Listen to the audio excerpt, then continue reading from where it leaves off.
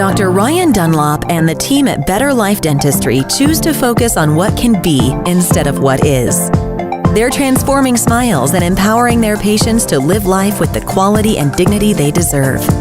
At Better Life Dentistry, the mission is to treat those who would otherwise not be treated or treated correctly. They are passionate about what they do and compassionate with who they serve.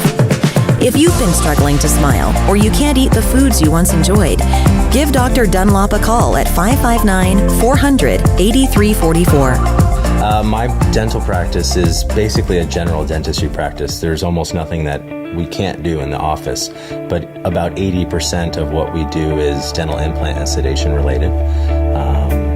Anything from a single tooth dental implant to dentures hooked to dental implants to full arch or full mouth reconstructions with dental implants. And then everything in between, from ortho to root canals, fillings, traditional dentistry, all under one roof. The three main groups that I see in my practice is failing teeth, missing teeth, and have no idea that their teeth are failing. So those are the people who come and end up with full mouth or full arch reconstructions. Are the people who are in the middle of it, at war with their teeth, the people who have lost the war, and the people who don't know they're going to war. And it's my job to be the solution provider, whether it's bringing them back from the brink, of providing a smooth transition to the next phase of their life, or to save them from falling off the cliff. And so that's why people seek this office out, is because we provide really clear, long-term solutions for them.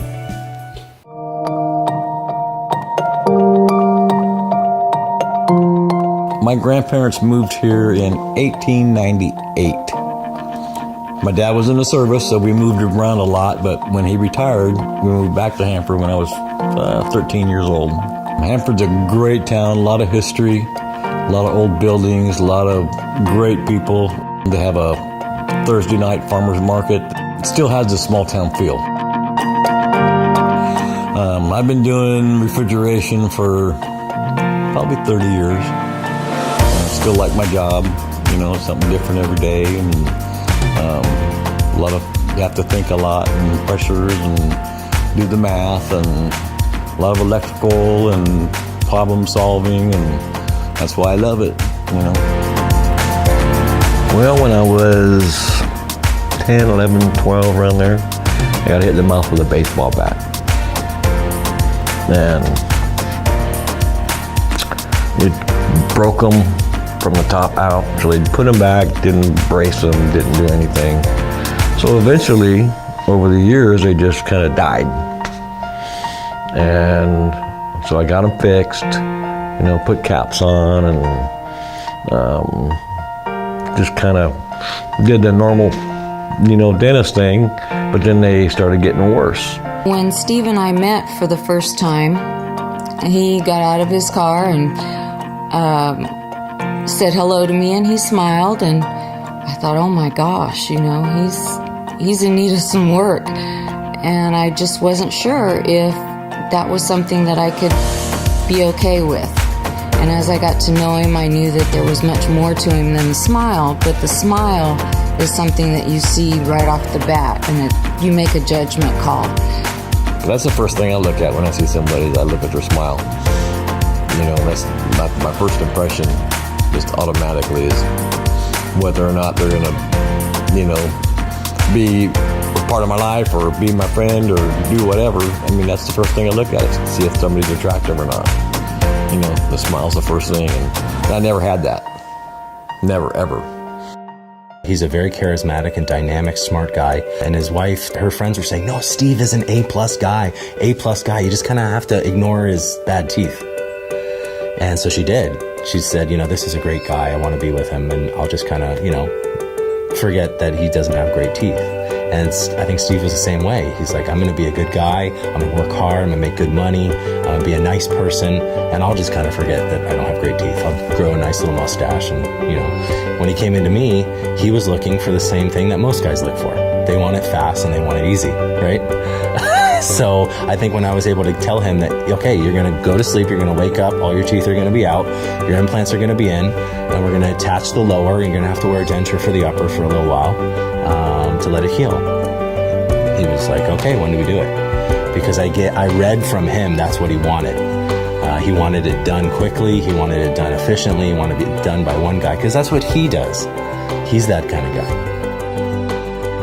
He got hit in the face with a baseball bat, you know, to live with that long, and to have it come to this point where we're just sitting there having lunch and, hey, there's a tooth fall out. You know, this is going to be a miracle for him.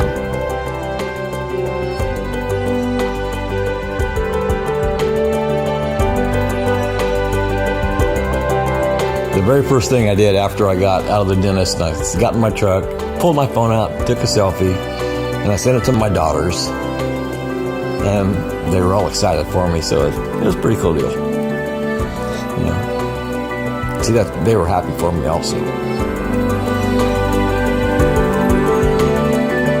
What's changed the most is just that he feels better in his own skin, and that we can go and do things and we don't have to worry about whether or not he brought his powder, or, you know, he's got something that's loose, and we just can go and be and not have to worry about anything like that, and don't have to worry about a tooth breaking off, or you know, I can't eat this today. And so it's just a level of freedom that he didn't have previously, and who doesn't like that? If you're thinking about doing this, put all the bad stuff behind you and just go do it. It's unbelievable to be able to walk into a room and smile, sit down to a dinner and eat whatever you want to eat, have a big old fat steak, and then eat pistachio nuts. It's amazing to be able to do those things when for 6 or 7 years I couldn't do it.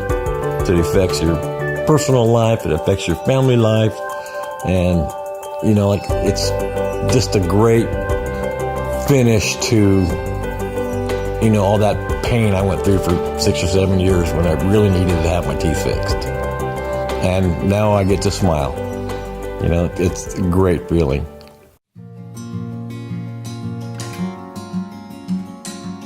Steve's transformation was easy. The Serenity was, again, in one of those groups where she knew that something bad was happening, and she was just dragging her feet and not knowing what to do. From my 20s to my 30s, I lost like 6 teeth in the front.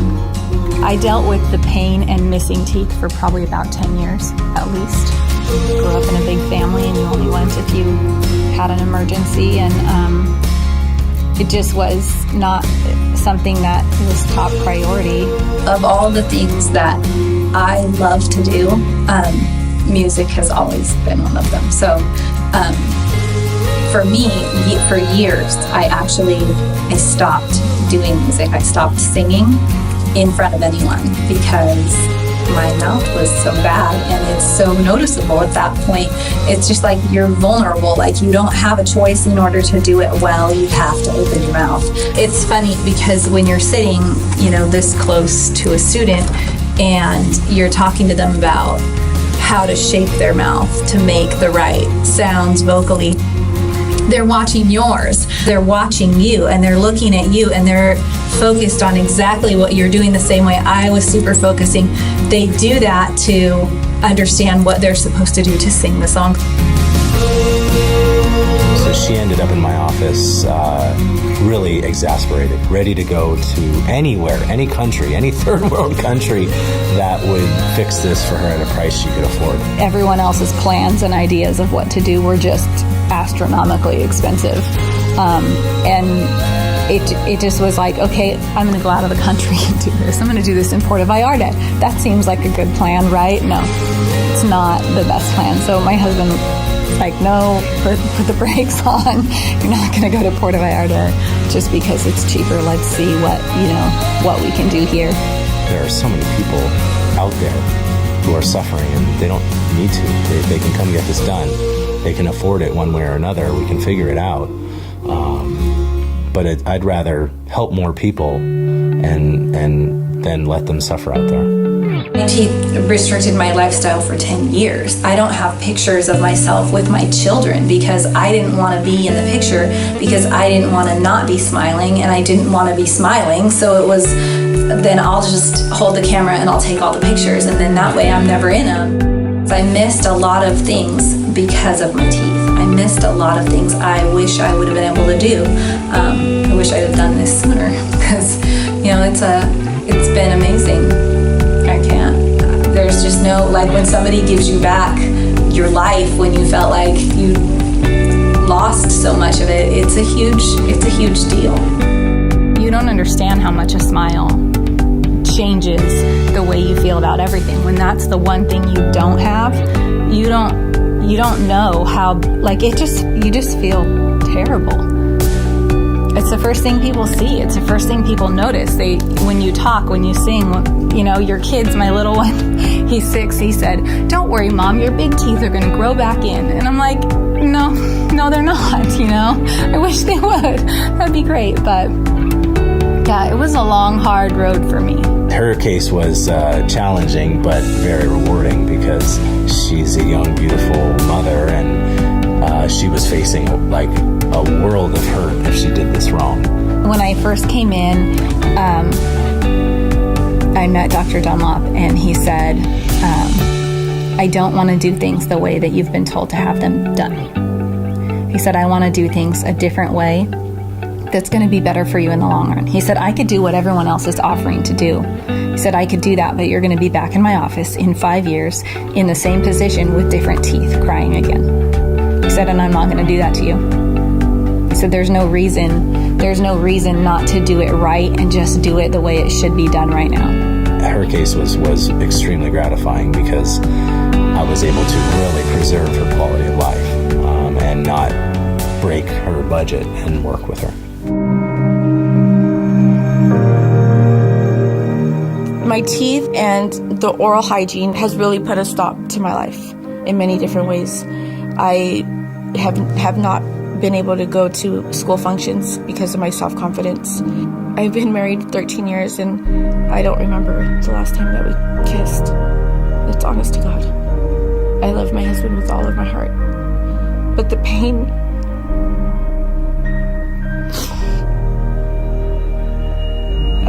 she's always struggled with her smile.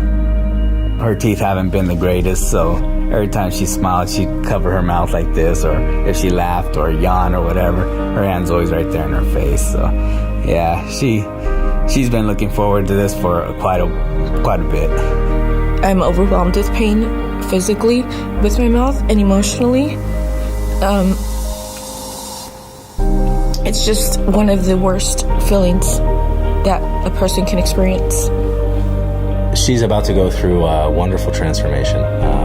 Alex is going to get rid of a lot of the problems that she's been suffering with for a long time. When she looks in the mirror, she's going to see kind of the way she pictured herself. That's what is so emotional for people, is they don't picture themselves with bad teeth. That's not their residual image of themselves. If you ask people to draw themselves, they usually draw with straight teeth, or thinner or something like that. We picture ourselves what we want to be, and hopefully in a few minutes when Alex gets to see herself in the mirror, she's going to at least know that now she looks on the outside how she wants to feel on the inside. She's been through a lot of trauma, and it's going to take her some time to heal, but it's much easier to heal when the outside looks good and you can work on the inside. It's a lot harder to heal when the outside looks bad and the inside feels bad. I always thought it would never be an option, ever. I really planned to die with these nasty teeth. Nobody will ever understand the excitement and the gratitude that I'm feeling. Never. So I told her yesterday it's going to be a process, and don't expect your life to be perfect the second you wake up. But it's going to give you the tools. It's going to give you some tools that you can start working on yourself. And that's why I said it takes 6 to 12 months sometimes to really see the improvement in the person's self-esteem. But this is a great way to start. It's something that we can isolate, something that we can treat. You ready? I said keep it together. Are you sure? Yes. That's very nice. best teeth in the house now. Yeah, it's amazing. Let me shake your hand one more time. Thank you. Thank you. Yeah. Congratulations. That's beautiful. Thank you. For you? I smile at everything. Probably too much, but it's okay because I've lost a lot of time smiling. So I feel entitled to being able to just let it shine and to show my joy that for so long has been contained and hidden because I didn't have the confidence to just be me. Job interview, I'm going to nail it. I will walk in with complete confidence, with not being afraid to talk to anybody, to speak directly to them instead of having to look away or turn my head or cover my mouth. None of that will be happening today. So it's exciting to see what will happen and how I will, take on that opportunity. If I had known about this process sooner, I would have done it. I was beginning to get more and more conscious about my teeth shaking and worrying about it, and I didn't know that implant was going to be this simple a process. When Roxana came to see me, I took a look at her x-ray and I told her, Roxana, I'm sorry to tell you this. You might not know, but we really need to do a full arch reconstruction on your upper jaw in order to save your smile. And if we don't do anything, there's going to be a day in your life where you're going to bite into something and something terrible is going to happen. Either you're going to have wincing pain or your whole bridge that you have here is going to fall out. And we need to plan ahead of time to do this transition for you so it's not a shock. It was a matter of time, and I was going to just start losing one tooth at a time. And it was starting to make me feel a little conscious because I was always afraid that my teeth are shifting or something is going wrong. And then I went to Dr. Dunlop and he did some x-rays and he said, and I already knew that because I had been under dental care and periodontal care. And he said, really, there's no way to salvage my teeth. So the ideal thing would be is to do the implant while my gums are strong enough and my bones are strong enough to be able to go through this process. I agreed, and I could not have done something better for myself. So we planned according to her work schedule and when she had, 8 months or 6 months to get this finished. And so she was traveling back and forth to India and Pakistan a few times during that. So it was a very, very carefully orchestrated reconstruction. But we got her through it, and she's been fine ever since. And we actually copied her smile.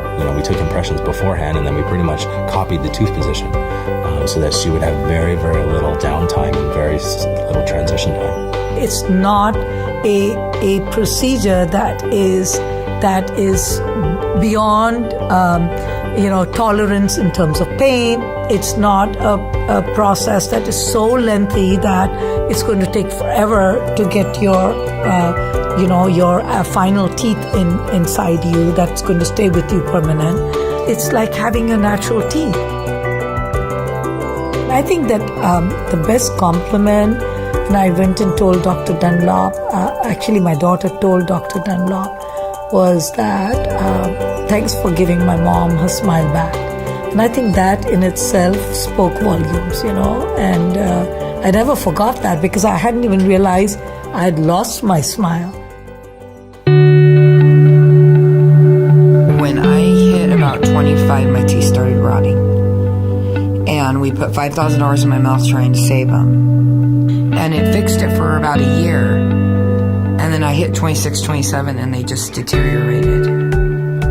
And by 28, 29, they were gone. Yeah, so when Becca came in to see me, it was not just a dental problem. It had become a psychological, emotional problem. And she had started to withdraw from relationships, started to withdraw from her pursuit of a career. She had really started to recoil. And this happens to a lot of people. I mean, this is not unique to dentistry. I started as a habit covering my mouth when I talked. even though I did it, somebody pointed it out to me. And I was a lot quieter. I didn't speak out as much because I was so afraid people would see my teeth. I had stopped going to school because my teeth were so embarrassing. People have problems in their life and they just start to pull back and they start to pull back. And then eventually they start giving things up, and that's what was happening to her. She was giving up the things that matter to her because of this. Yeah, I couldn't eat anything. Meat was out of the question, and I had to stick to really soft foods, and even then, a lot of times it would cause a toothache. It wasn't worth eating. And now I can eat whatever I want, so it's a big difference. When we're able to restore function and aesthetic, they're able to restore function and aesthetic, if that makes sense. So Becca was able to restore function to her life and restore aesthetic to her life. It was shocking, but it was pretty amazing at the same time. The day of surgery, I slept most of the day because the anesthetic knocked me out. And so the next day, my husband took a picture of me with my dentures in, and I sat down and cried. So, and he was just, it's still his screensaver on his phone because he just was so happy that I finally got my teeth done because it had bothered me for so long. It's a great thing for patients, especially patients like Becca, to be able to put that chapter behind them and focus on other things in their life, because life is difficult and there's lots of obstacles. This shouldn't have to be one of them. There's enough stuff to deal with in this world. We shouldn't all have to deal with this. And so it's nice for a patient like her, she's talented and she's ambitious and she's very, very driven, but this was holding her back, I think. And so to see her excelling in her life and doing things that she always wanted to do is extremely gratifying for me as a healthcare practitioner. It was an excellent investment. Well, because of it, I've gotten a better job. I've gone back to school. I'm gonna be a senior at state. I've got my career set because I was too self-conscious to do any of that before. And now that I've got the teeth, I'm not self-conscious about anything at all. For me as the doctor, it's my job to determine what is the right path for you. When I sit a patient down to talk to them, I don't start by looking in their mouth. That's the last place I look. I start by looking into their eyes and looking and listening to what they have to say. I ask them, what brings you to see me today? I don't say, where does it hurt? I say, what brings you to see me today? And some people say, I hate my smile, I'm in pain, I don't want to wear dentures, and that guides me how I talk to them. So the entire discourse of my interaction with them is patient-based. I'm not fitting them into my treatment protocol. I'm listening to what their goals are. And I say, listen, this is a real world. Things cost money, they cost time. You either play with your time or your money in this world. What is your goal for treatment? What do you hate? What do you love? What have you heard? What have your friends done? What does your family recommend? What can you do? What can you not do? Those are the types of questions I ask patients. If a patient comes in and says, I really only care about smiling so I could go get a job, I'm unemployed, you think I'm going to put them into a year-long treatment? That doesn't make any sense. So I'll say, listen, you got to go get a job, right? So let's do a snap-on smile. Let's do something acrylic that you can snap over your rotting teeth. So you can go get a job and get insurance and get some money. We'll come back and we'll do all in four. I've done that. Why? Should you do those on decayed teeth? No. But this is patient who we're talking about. I have patients where their back teeth are decayed but not loose, and their front teeth are loose, and they are scared. So we make them a flexible partial for the front 6 teeth. Get them calm, build their trust, and then tell them, okay, you can stay like this for about a year. What are we going to do? Can you pay a little bit? Let's do the implants on the right side or in the front. Now you get a partial. We can do the implants in the front. And we build them over time. You know, these are things that are designed to last a lifetime. And my favorite visit is not the surgery. It's not the final restoration. It's the 6-month follow-up. The patients come in, they're just walking down the hall whistling, and they're, hey, how's it going? Hey, how's everybody doing? You can just tell they've got a hop in their step. They're happy to be here. Go ahead, clean my teeth. You know, there's a change, and it takes a while. And you they've lost some weight, they got rid of the facial hair, they're standing up straighter, they got nice clothes on, and they're living life and they're loving it. And that's my favorite day, is to just turn around and just see them walk by me. You know, they acknowledge my presence because, or maybe I'm busy, and then I come in and say hi, but just to see them casually walk by, or to see them out at the mall or something like that, and just give them a little shout out, to know that they're out having a better life. That's my favorite part of it, is to see them afterwards. I'm just so happy I did it. And I'm so happy that it's done, and it's almost done with. And it wasn't painful. It wasn't anything that anybody could go through. The dentist took care of me perfectly. You know, I missed one day of work after the surgery, and I could have went, but the wife made me stay home. So it was just a great deal, you know. So if you're going to do this, do it. You know, find a way to do it. I mean, they have all kinds of way to get the money to do it, and it's just a great deal. My new smile, I love it. I never hesitate to smile, and it does not feel any different than when I was younger. So it's like, that's a good feeling, right? You're just smiling and not worrying about how you're smiling. Why suffer? Why extend your suffering for a longer period when you can have a solution today? So, and maybe just that's my firm belief in life. Solve what you can today. Don't wait to solve it tomorrow. This is a permanent choice. It's something that you do for yourself and for those that love you. And back again to the freedom. You don't have to worry about whether or not you've got your little container for your plates, or whether you've got your powder. You just can be normal. And a lot of people haven't been normal for a long time because they do have to worry about what they eat and whether or not a tooth is going to break, or you don't want to smile in front of someone because they haven't seen that you did break off a tooth. So it's just a level of freedom. I tell people all the time, your smile is the gateway to your soul for people when they meet you. You know, and the teeth don't even have to be perfect. It's how it lights up on your face. You know, if you are self-conscious, if you are holding back, people can tell. And that's where it comes in. And the part that I enjoy about this is watching those things fade away over time. So that's why I named this place Better Life Dentistry. Not because I can give them a better life, it's up to them.